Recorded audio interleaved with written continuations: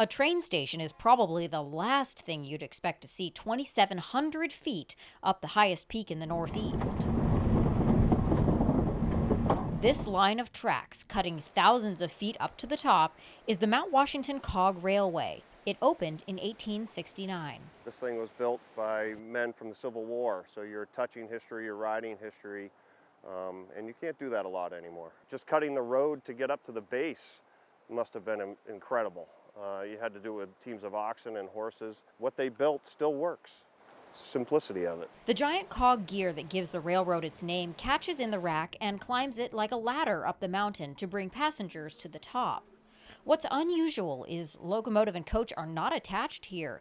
Instead, the engine pushes it up. On Mount Washington, passengers can count their blessings when the weather is good, which means on sunny days like this, the trains are packed.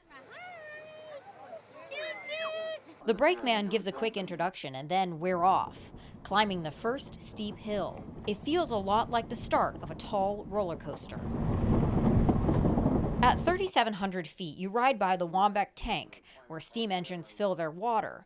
Soon after, you can see Burt's Ravine, and then you get to Jacob's Ladder, which has a more than 37% grade. Jacob's Ladder has actually been in the Guinness Book of World Records 2 different times. The first time for being the steepest railroad trestle in the world. As you're looking out over the views of the mountains, you come up upon the skyline, and then finally, you can see the top. At nearly 6,300 feet up on the summit, on a clear day, passengers can see into 4 states and Canada, even the Atlantic Ocean.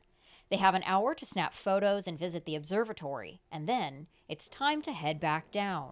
Some of the guys I worked with have been here for 40 years. Engineer Robert Dole is behind the scenes in the cab, watching and listening for anything unusual. We're constantly looking at the tracks, both up and down. Every time a train passes over the track, it can tear up a piece of track or a piece of rack, something.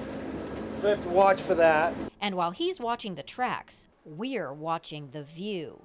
The railroad recommends passengers sit on different sides of the train on the way up and down to make sure they get a chance to see everything. On this day, you can see 80 to 90 miles out over the foliage.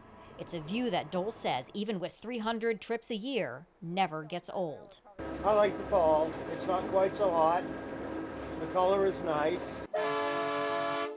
3 hours after they started, the passengers roll down the final hill into the station.